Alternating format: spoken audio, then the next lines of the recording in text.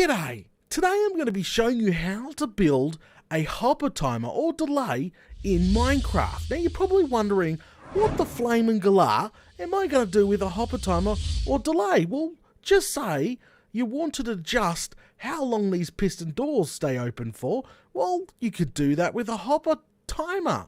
Very simple stuff. So if you smash the button here, you'll notice straight away that this piston door is staying open for a long period of time, which is being controlled by the hopper timer, and you can adjust it at your will, which is awesome. Or just say you wanted to crush some zombies, so you wanted a piston to extend for a period of time. Well, the hopper timer will do that for you too. Alright, let's build this hopper timer or delay, whatever you want to call it.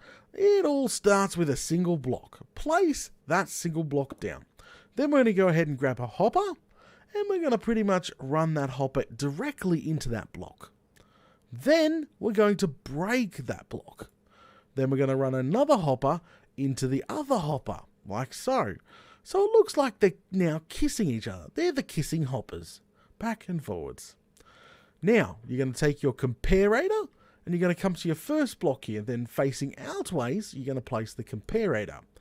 Then you're going to get a redstone repeater, and on your second hopper here, you're going to run the redstone repeater facing directly into it, like so. You can go ahead and pause if you need to play catch up. Alright, now, next step. Go ahead and grab your cobblestone block and place it next to your comparator here. Then we're going to get a torch, a redstone torch, and place it here. Okay, should be looking like this. Then we're going to come back to your first hopper here and place a block, like so. Then we're going to need a bit of redstone. Yep, bit of redstone, which I have forgot. And we're going to connect that torch to this block here by running it over the top. This will also connect into the comparator. Okay, now swing around the other side on your second block here, and you're going to want to place a single piece of redstone dust here. Okay, looking good, looking good. She is now complete. Okay, now you're probably wondering, hey Data, okay, now that we've built it, how the flame galah does it all work? How do we get our signal to our door, our piston, or whatever you're using? Well, I'll show you how. So first things first, we want to get our signal. That's right, let's do that first. So at the second hopper here, next to your repeater block, you're going to put a redstone comparator, followed by a redstone repeater. That's just giving off the signal. You can run that wherever you need the signal. For an example, I want a piston. I want this piston to stay up for 10 seconds before going back down. Okay, that's just an example. Then we're going to come back to our very first hopper here, and what we're going to do is place some items there. I've got 32 cobblestone placed in there, probably a bit too much. Now each block I think represents half a second, so you know you could go ahead. I'm going to put say 16 blocks in there, just for an example. The more blocks you put in here, the longer the delay will happen. The longer the piston will stay up. Okay, now you're probably like, okay, well how do you turn it all on? Well, you just power this block here with the torch. So you can either run a redstone signal from far away, have a button on there like that, or you can directly power that block there and it will still work. So let's go ahead and power that block. Oh, look, there we go. We got our piston extended. It is now on a nice delay. As I said, you can adjust it as long as you want just by adding more items of the same thing inside that first hopper. There we go. How brilliant is that? Very simple. You can have that hooked into, as I was saying before, a longer piston door open, or a crusher that you want to set the certain amount of seconds to crush for.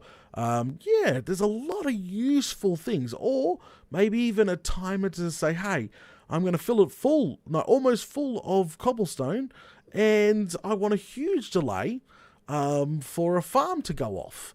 But just remember, do not fill the last one. So only fill the first 4 slots. Always leave 1 slot available. Okay, that's just a tip from me. So you can fill it completely up, and it's a nice long timer.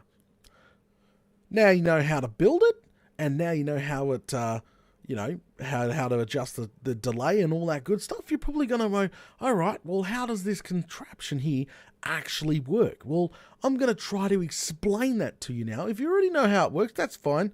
Make sure you smash those buttons. But if you want to stay around and learn how this actually works, well, listen in. Okay, well, let's get started. You've probably already figured out that the items here, all these stacks of items, whatever you put in here, which is ours is just 16, transfers slowly, one block at a time, over to this hopper here, which actually sets off the comparator and then sets off our repeater and sends out the signal. Okay? That's pretty much how it actually works, that little part there.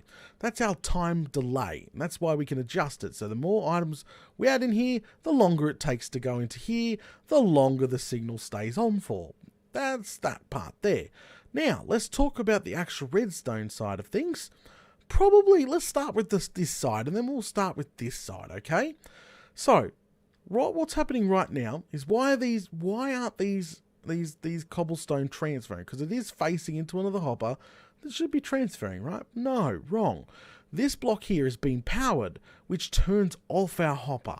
Yes, our hopper is actually switched off because it's being powered by this block here, which is being powered by a redstone torch. That's why we have dust running up on that block. That block is now on, which is affecting the hopper, is turning the hopper off. It's not allowing the transfer. So what will actually happen is when I press this button here, okay, when I press this button here, it's going to turn off the torch. It's going to turn off this block and allow the transfer. Also, see how this redstone signal is going to the side of this comparator? It's pretty much turning off the comparator as well. You notice that we have blocks in here, but we have no signal coming out. Remember, a comparator pretty much reads how many blocks is in there and puts out a signal, right? Right. Well, why isn't that on? Well, it's because of this power going into the side of the comparator as well. So as soon as we switch this button, what's actually going to happen?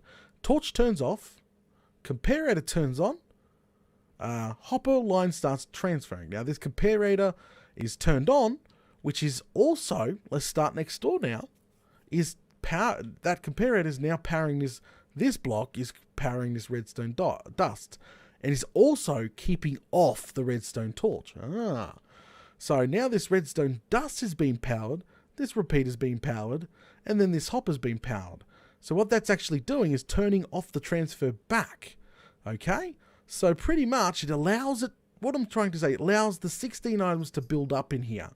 As soon as those 16 items are built up, well, guess what? In this first hopper, there's no items left anymore.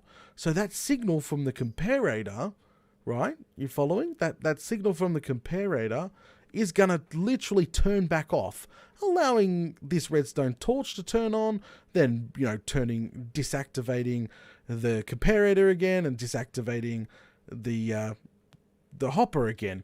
And then the items will now transfer back. And yeah, that's pretty much how it works. So hopefully I explained it. I try to explain it as the best I can in what's going on here. But I'll show you. We'll press the button now, and you can sort of watch it in action. Ready? You ready for this? Pressing button. Comparator's turned on, which is powering this, which is powering that, allowing the items to build up. No more items in there. Torch turned back on. Items now transferring back. Delay done. Add more items, like put an entire stack in there, well, a longer delay. Items are transferring slowly. Comparator's on, which is turning the torch off, which is turning the neighbor on, allowing the items to build up. So this hopper is now forcing items into this. But since it's been powered now, well, then it can't force items back straight away. It's got to keep those items until this power's off, and then it will transfer them back. And it'll start transferring back any second now because there's no items left there. Now items will be transferring back. And literally, that's how it works. Until all these items are done in this hopper here, well, then the delay. That's why the more items you have in there, the longer the delay. And that's pretty much how it works. Hopefully I've explained it so you roughly understand. But this thing here could be used for so many things, guys. to crushers, to doors, you name it. This, or turning on chicken cookers, you name it. If you put a whole bunch of items in here, just do not fill up the end one, and then you press the button.